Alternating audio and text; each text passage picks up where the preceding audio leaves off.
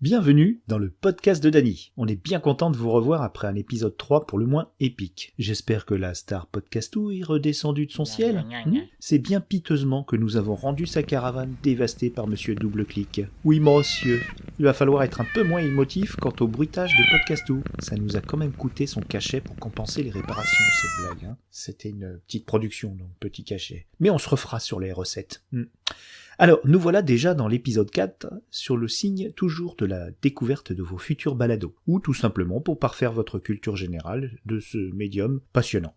Je me régale de parcourir pour vous le panorama des propositions, et je suis devenu ce que j'appellerais un podcastonaute, grâce à vous. Je remercie tous les poditeurs. Ah non, là ça, je dois vous prévenir, que la baladosphère vous désigne comme cela. Perso, j'aime pas trop, donc à la limite, je préférerais podcast, comme me le susurrait Fantasmatic Linette 78 de l'association des mots pot et cast. C'est bien, parce que cela occulte un peu la prédominance du géant à la pomme. Ceux qui ont la bravoure d'écouter l'épisode 1 auront compris. Mais désolé, cela me paraît quand même difficile à prononcer. En ce qui concerne l'actualité de cette émission, le sondage à propos du tutoiement est parvenu à une nette préférence pour le vouvoiement. Par exemple, je vous adore. Par contre, je continuerai à tutoyer Podcastou et Double Clic, ces petites pestes. Nous allons aborder aujourd'hui 2 thèmes intéressants. J'aime bien faire les accords intéressants. La concurrence, et oui, du podcast de Dany, qui font très bien, mais différemment, et les fermes de podcasts dont je vous parlerai sur plusieurs numéros, tant le sujet est vaste. Et dans cet épisode, je vais vous faire découvrir le Riviera Ferraille Universe. Riviera Ferraille. La perle musicale autoproduite de cet épisode, que je vais vous proposer, nous viendra de Bordeaux. C'est le groupe Au Pays des Matins Calmes. J'oublie toujours de vous parler des origines très diverses des artistes que je vous recommande. Mais cela va de la Savoie, 2 fois déjà pour Roman Generation et Jérôme Do, de la région parisienne, enfin je crois, pour Alma Forer, et bientôt de la Bretagne pour le groupe Exocelt. Voilà, vous savez toute l'émission à venir. Alors, pour le générique, je suis un petit peu embêté parce que j'ai des personnes qui m'ont dit que c'était un peu trop long, qu'on a envie d'écouter l'émission tout de suite. Ça, je peux comprendre. Moi, j'adore la musique et c'est vrai que j'avais envie d'en mettre. Mais c'est vrai que cela me rapproche des formatages d'émissions de radio classiques. Et plus on avance ensemble dans la podcastosphère, et plus on voit que les émissions fraîches, innovantes, se démarquent quand même pas mal du format radio, même s'il y en a beaucoup qui ont des génériques. Alors, ce que je vous propose, c'est, à la place du superbe morceau de Roman Generation que je passe à chaque fois, c'est de mettre un petit morceau, un petit extrait d'une chanson, d'une musique d'un groupe dont j'ai parlé dans l'épisode précédent. Voilà, ça me servira de générique entre guillemets. Mais cela changera régulièrement. Ce serait pas mal. Allez, on essaye.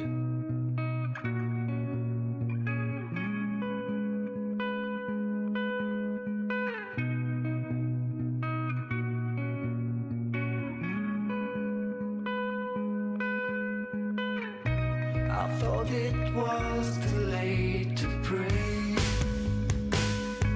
I thought it was in vain. Anyway, I'm in your eyes. Something is changing. Thought it was me. Now would you let me? Let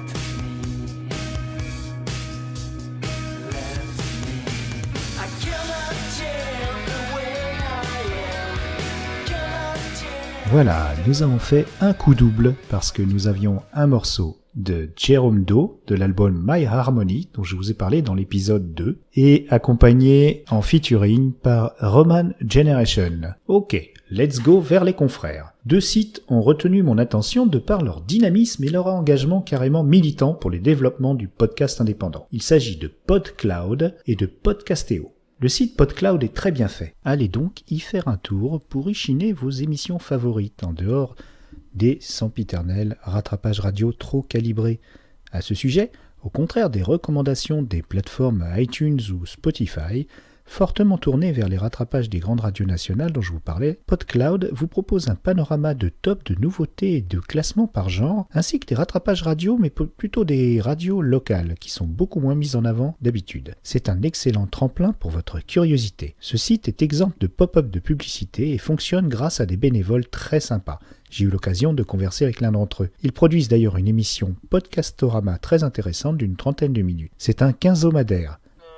Podcastou, non, ce n'est pas un dromadaire à 15 bosses. Ça veut dire publier tous les 15 jours. Elle propose une interview d'un podcasteur qui nous parle du contenu dans son balado, de ses motivations, de son évolution créative et de technique. Ah, la foutue technique. Découvrez également Podcastéo, une association de podcasteurs, 140, indépendants très engagés dans leur amour du balado, qui vous concoctent des classements de podcasts. Ils apportent leur soutien par un espace de discussion, organisent des événements, des rassemblements et même une cérémonie d'awards. Ils produisent plusieurs émissions pour vous parler des podcasts. Une petite émission de veille des podcasts, d'interviews, comme Podcastorama, de débats sur le balado, et même en décembre, on a de droit à un calendrier de l'Avent, nous donnant une petite présentation d'un podcast tous les jours. Vous trouverez cela en tapotant Podcastéo avec un O. Mais dans la description d'épisode, je vous mettrai les noms pour pas que vous vous trompiez. Ce travail très intéressant de Podcastéo et de PodCloud est quand même différent de ce que je vous propose. Déjà, c'est drôlement mieux. Juste un peu trop sérieux et parfois élitiste. On est dans un entre-soi de podcasteurs confirmés, parfois très anciens, qui proposaient du contenu au début de l'essor d'Internet. Et si vous êtes novice, il faudra quand même s'initier un peu avant de plonger dans cette communauté. Ce sont d'authentiques passionnés, farouchement indépendants,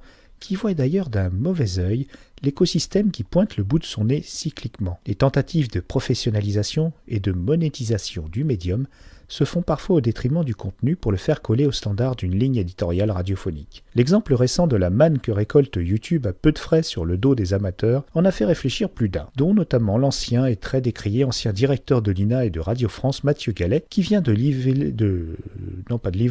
lever 4 millions d'euros afin de produire ce qu'il appelle le Netflix du podcast. Podcastou, comment on appellerait cela faut qu'on dépose vite les noms de domaine, hein? Podflix, Netcast, Flixcast, voilà, Podnet, etc., etc. Les deux sources vous aideront néanmoins à vous offrir, voilà, une magnifique galerie de savoureuses pépites sonores. Alors ne vous privez pas. Oui, excusez-moi, j'aime bien inventer des mots comme ça, vous offrir. Je trouve ça pas mal. Pour clore ce chapitre des podcasts qui parlent des podcasts, je vous partage un sketch de Thomas VDB qui se moque de nous dans son émission satirique 100 VDB par minute, produite par Deezer. Enfin, bonne nouvelle pour les amateurs de podcasts sur les podcasts. Podcastu, le célèbre podcast sur l'actu des podcasts, vient de sortir son classement des 10 meilleurs podcasts consacrés à l'actu des podcasts.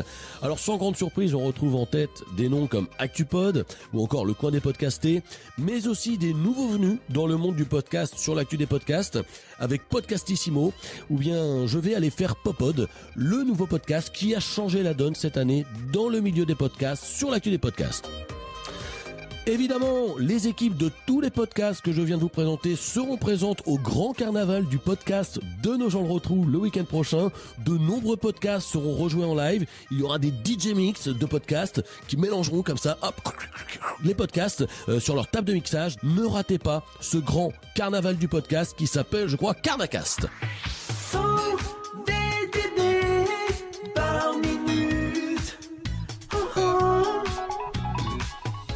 Ah non, mon petit podcastou, il a parlé de podcastu, pas de podcastou. Mais peut-être un jour, tu seras invité de 120 BDB par minute. Pour résumer, mon conseil sera de commencer par le calendrier de l'Avent de Podcastéo et sa veille des podcasts, des balados courts et riches en suggestions. Quand vous serez plus connaisseur, vous pourrez aller sur les émissions d'interview. À présent, place au pays des matins calmes d'Alan Saint-Saëns, qui en est déjà à son deuxième projet, entre autres, après Indulgence. Je vous mettrai toutes les références dans la description de l'épisode. En route pour la rêverie rock'n'roll venue de Bordeaux.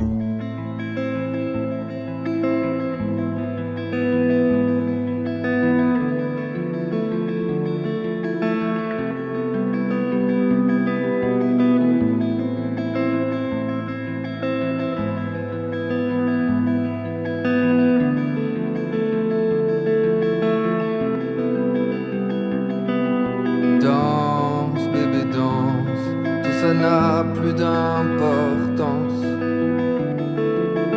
plus d'avenir. Danse, bébé, transpire en cœur, nos corps balancent. Plus qu'un soupir qui efface les mots, les lois.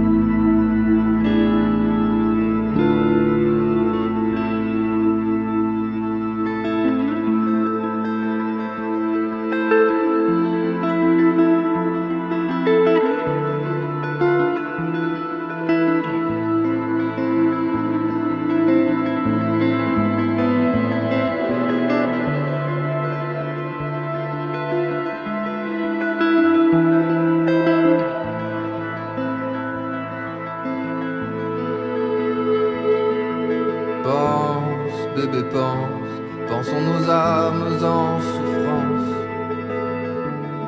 Nous avons bien plus à offrir que de rendre ce que l'on doit.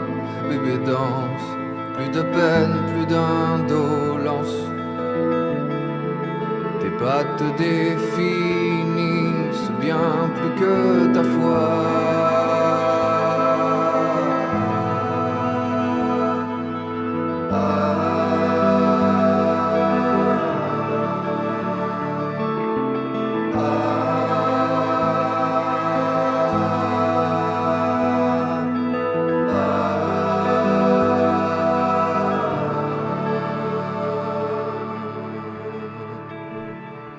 Eh oui, excellent. Ils ont composé 2 petits albums que je vous recommande fortement, ainsi que la période précédente de Indulgence. Vraiment sympa. Voilà pour Au pays des matins calmes. Maintenant, nous allons passer donc à ce qu'on appelle les fermes ou les maisons d'édition de podcasts. Et on va commencer le premier par quelqu'un qui m'impressionne. Je ne sais pas quand il dort, cet homme-là. Il est hyper actif, il adore la cuisine, son métier aussi. Je ne sais pas ce qu'il fait, mais en tout cas, il a l'air très occupé. Je crois qu'il est directeur marketing d'une société. Il habite dans un des plus bels endroits du monde, la Côte d'Azur, à Grasse. Et en plus, il produit des émissions, des ovnis de l'internet, des choses complètement barrées. Ce n'est pas un inventeur du style complètement fou d'une bande de copains qui réalisent des émissions, mais il y apporte une fraîcheur et un humour très décalé. C'est du 2e, 3e, 4e, 5e, 6e, 13e degré. Mais c'est vraiment sympa, je trouve qu'il a beaucoup de talent et il a une communauté qui le suit. Ah oui, je ne l'ai même pas nommé, j'en parle depuis 5 minutes. Il s'agit d'Henri Michel et de Riviera Ferraille. J'ai assisté à sa venue au Festival du podcast de Paris et il apparaît qu'il s'intéresse au monde des médias depuis longtemps, sans en être devenu professionnel pour autant. Il écrit dans l'humour absurde et a déjà concocté plusieurs projets délirants, dont un festival de Cannes alternative sur Twitter ou du sketch pour la chaîne Comédie. À présent, il déploie depuis son QG caché quelque part sur la Côte d'Azur, enfin caché, je vous ai déjà dit que c'était à Grasse, mais enfin bon, allez trouver, tel un méchant de James Bond, une flopée de productions délicieuses, 6 balados très variés, d'autres sont encore en préparation. Son vaisseau amiral, Riviera Détente, est un talk improvisé à 3 ou 4, enregistré dans son dans son QG, la Lambda Cave. Bon, c'est un garage, à peine décoré de quelques guirlandes de papier, de toucans en plastique, de palmiers, et d'un bar a priori bien fourni. Il faut savoir que dans le monde du balado français, l'ébriété n'est pas la première qualité. Mais on se tient bien quand même, Pour tout dire, c'est très décontracté, désinhibé bien sûr, comme d'ailleurs les 3/4 des podcasts français. C'est la French Touch. 3 choses à savoir avant de se lancer à ce balado devenu culte et mythique au point que plusieurs Riviera Social Club se sont montés en France et à l'étranger. Enfin, juste à Londres et à Bruxelles, mais c'est l'étranger quand même. Premièrement, on y parle souvent de la Patchole. C'est un peut-être fictif club libertin, archi-kitsch, sur la Croisette. Mais ce n'est pas pour de vrais gars comme Henri Michel, ça non, non. Deuxièmement, Patrick est un mystère. Troisièmement, on y apprend en plein milieu de l'émission à se détendre en mode ASMR. Sophrologique pour se dilater la membrane et prier Agamemnon. Vous pouvez vous exercer avant de prétendre devenir un Rivieros. Il faut faire un peu comme ça là. Oh non, j'y arrive pas. Agamemnon. Non, c'est pas ça. Agamemnon. Ouais, c'est un peu ça, ouais. Mais bon. Ouh là là, vaut mieux pas qu'il entende ça, sinon il se moquerait de ma membrane, c'est clair. Une fausse secte mercantile, un running gag ésotérique, quoi. De l'absurde, de la convivialité non fabriquée, comme dans les prime time tièdes de plateaux de télé. Peut-être qu'un jour, vous inaugurez votre propre Riviera Social Club. Dans le même ton, une autre production animée également par Henri Michel, Spoiler arrière. Le principe est de débriefer dans la bonne ou mauvaise foi les objets culturels, comment dire. Dans la première saison, ce fut un livre de la série SAS, des romans de gare aux couvertures racoleuses narrant avec peu de style les aventures pittoresques d'un improbable cousin de James Bond. Puis, ce fut le tour l'année dernière de l'émission Top Chef. Et cette année a commencé avec une épique revue de telenovelas. Déjà 3 épisodes sur la mexicaine Marimar. C'est savoureux. Il anime également l'agenda du loisir français. Alors, c'est un peu particulier. C'est un petit balado de 15 minutes qui a été commandé par Slate.fr, mais qui est également présent sur la boutique Riviera Détente. C'est une revue détaillée et soit consternante, soit délirante, soit attendrissante des événements Facebook, municipaux ou patcholesques, qui d'après Mich Mich, oula, je pense pas qu'il aimerait que je l'appelle comme ça. Mais bon, il a pas le temps d'écouter le podcast de Dany. Elle dit, non, podcast où surtout, tu ne lui envoies pas cet épisode, fais pas ton troll. D'après Henri Michel, cela nous donne une vision fine des tendances de la société française. Bon, du coup, on n'ignore plus rien des fêtes de la tripe et de la saucisse, ni des soirées pompiers uniformes au club La Galipette de Mont-de-Marsan. Même on a droit à d'extraits croustillants de débats en conseils municipaux, du second degré à l'appel. Le Riviera Ferraille Universe comprend encore d'autres productions, comme mon chouchou Nanarland dont je vous ai parlé dans l'épisode 3 sur les podcasts de Sidoche. Mais je viens de l'apprendre, cette pépite quitte le nid et va gambader dans une autre ferme à podcast. Mais on pourra certainement encore se délecter des épisodes en stock. On trouve aussi un ancien podcast, Ref Nécessaire. Clément Andréoli nous a concocté 6 épisodes humoristiques mêlant inexactitude historique et reconstitution hasardeuse, et même une petite pincée de comédie musicale sur les faits marquants de la grande histoire. Précédemment, dans Rêve Nécessaire. Suis Christophe Colomb, partons tous ensemble pour l'aventure. Jean-François Champollion, je me présente en chanson. Bonjour. Bonjour. Je m'appelle Pierre Curie. Et j'ai toujours eu de très bonnes notes en physique-chimie. Bonjour. Henri IV de Navarre. Et bonjour Neil Armstrong. Au revoir Terre, oh Neil Armstrong, je veux voir l'univers. Bienvenue dans Rêve Nécessaire numéro 6. Je m'appelle Clément Andréoli et ensemble nous allons parler d'histoire, de l'histoire avec un grand H comme dans... Alors voilà, il nous a laissé au bout du 6e épisode, sans continuer, parce que ça demandait beaucoup de travail, c'est du bénévolat, faut le rappeler. En tout cas, on n'aura jamais l'épisode mythique sur Gengis Khan. Un autre de mes doudous sonores, mais alors là, vraiment un gros doudou sonore, c'est le Bureau des Mystères. Charles et Mathias nous avaient il y a quelque temps offert un très bon programme nommé Inspiré de faits réels, qui comparaient les films fantastiques et les faits divers qui les avaient inspirés. Parfois, la réalité fait plus peur que leur avatar cinématographique. C'est toujours disponible si vous voulez un bon flip. Henri Michel est allé les recruter pour cette émission Le Bureau des Mystères, non pas Le Bureau des Légendes, d'accord, que je guette avec gourmandise et qui m'a fait me déplacer au cœur de Paris pour assister avec bonheur à l'enregistrement public durant le dernier festival du podcast.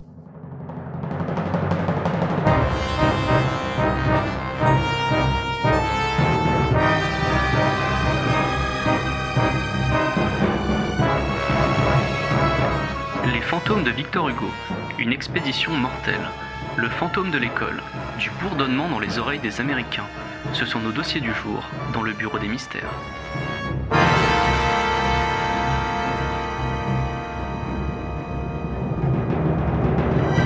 Ah, ça donne envie, hein ? Eh oui, j'adore leur façon de présenter l'émission, donc le récit avant, avec une petite voix comme ça, un peu sombre, une ambiance. Et puis, ce que j'aime également, c'est la suite, c'est-à-dire on essaye d'expliquer, de rassembler toutes les enquêtes qui ont été faites, et de ce qu'on appelle débunker le soi-disant mystère. Donc très rarement, le niveau de mystère est élevé, et souvent on peut classer le mystère dans une pochette et puis l'oublier et essayer de pas se faire avoir sur les autres, mais on aime bien se faire frissonner et l'amour du bizarre est toujours présent. Il y a beaucoup d'épisodes, je vous conseille quand même d'écouter dès le numéro 1 et justement j'avais une petite question à leur poser lors du festival. Je vous passe l'interview, en fait je me fais mousser, hein. J'ai juste posé une question. Bonjour, merci aussi. Est-ce que vous avez traité pas mal de sujets dans je sais pas combien d'épisodes que vous avez fait 21 je crois. 21, voilà. Oh, j'ai tous écouté. Hein. Est-ce qu'il y a certaines affaires quand même qui restent à un niveau de mystère, comme vous dites d'habitude, encore élevé ? Est-ce que vous allez faire une sorte de veille, éventuellement s'il y a des nouveaux faits qui arrivent et qui peuvent conclure ? Ouais. Alors déjà pour ce qui est de la veille, on en fait régulièrement et surtout grâce à vous. C'est vrai que sur les réseaux sociaux, on a pas mal d'auditeurs qui nous envoient des fois des histoires. Le dernier numéro qui est sorti donc là vendredi, il y a l'affaire du Christ de Thionville. C'est une auditrice qui m'en avait parlé, qui nous l'avait envoyé sur Twitter. Donc on s'était renseigné un petit peu pour voir de quoi il ressortait sur cette histoire-là. Donc ouais, on fait cette veille-là et sur les histoires, sur la deuxième partie de la question, sur les histoires étranges qui n'ont toujours pas été élucidées. Toi Charles, t'en as eu une grosse. La dernière dans le dernier épisode justement, celle de Dan Cooper, le pirate de l'air, où en l'occurrence on a affaire à un monsieur qui en 71 a braqué un avion, lui a demandé de se poser 28 minutes plus tard à un aéroport, a pris de l'argent qu'on lui demandait, qu'il demandait, est reparti, a sauté. Il est reparti en direction de Mexico, il a demandé au pilote de partir en direction de Mexico et a sauté à un moment donné, on ne sait pas trop, on ne l'a jamais retrouvé.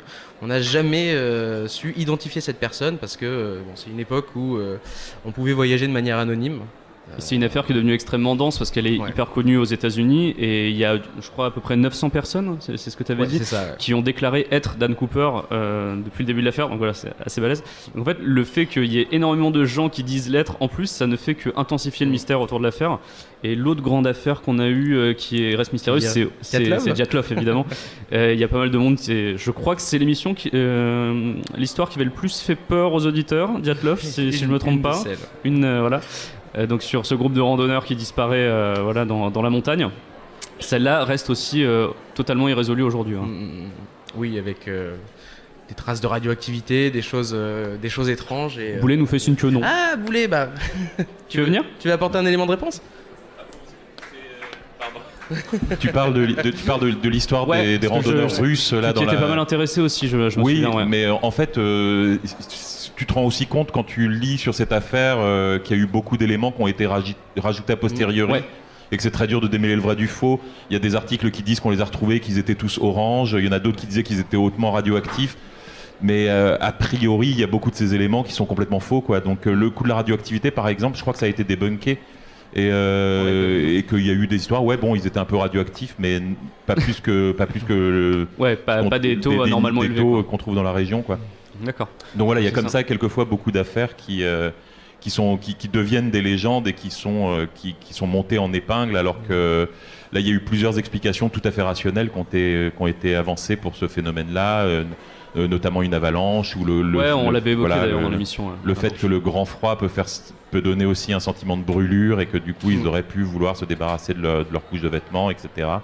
Donc enfin, il y a beaucoup d'éléments rationnels, mais effectivement, tant qu'on n'a pas l'explication valable, qu'on n'a pas l'explication définitive, on est toujours tenté de rajouter beaucoup de mystère dessus. C'est ça. Mais c'est ça qui est mystérieux en fait avec cette histoire-là, c'est que en fait plusieurs petits éléments de l'affaire sont complètement explicables, mais le problème c'est l'affaire dans sa globalité qui reste étrange, quoi. Voilà, ce qui manque, c'est la chronologie en fait. C'est ça, exactement. Ah, merci. Pardon d'avoir interrompu, désolé. Non mais c'était super intéressant, merci. Voilà, donc vous avez pu cerner un peu les personnages. Moi je trouve ça passionnant et croyez-moi, on se prend vite au jeu. Alors je récapépète l'émission d'aujourd'hui. Vous savez tout de la concurrence et je vous ai mis en apéro quelques grignotades du Riviera Verse. Vous avez découvert un artiste attachant, Alan, et son groupe, qui veut vous faire voyager dans son pays des matins calmes. Je vous remercie de votre fidélité et je vous parlerai dans le prochain numéro de nos nouveaux formats avec Podcastou. Tiens, attrape, double-clic. Voilà, ça y est. Prochaine émission. Je voulais vous dire que on va parler de la façon de pas consommer, parce que là on n'est pas dans une consommation mercantile, mais de la façon dont on peut écouter les podcasts de la liberté. Vous n'allez pas y penser du premier coup, comme moi d'ailleurs. Il faut pas se sentir coincé sur un podcast, écouter tous les épisodes. Enfin, je commence pas, je vais pas faire l'épisode numéro 5 tout de suite, on verra ça. Et je vous parlerai d'autres maisons d'édition, peut-être une professionnelle ou encore une native, on verra. Double-clic, il est dans sa petite boîte, Podcastou. Ah, ok, bon, on embarque dans la Podcastonef pour continuer notre voyage. À bientôt. Qu'est-ce que c'est que ça, Podcast? Non, t'as amené un vrai quinzomadaire. Ah, il est formidable. Allez, à bientôt les amis, ciao. Et un peu de Roman Generation comme générique de fin. Ciao, ciao. Ok, allez, plongez. I found trust in what you say. I'm okay with what you do. Send me things that I can't get. Now I know, but I feel blue. Nothing will make you change your mind. I'm all alone, I wait for a sign. And give me a shelter, give me your lips. Give me your lips for a quick trip. Give me your lips for a quick trip. Give me your lips for a quick trip. Give me your lips for a quick trip.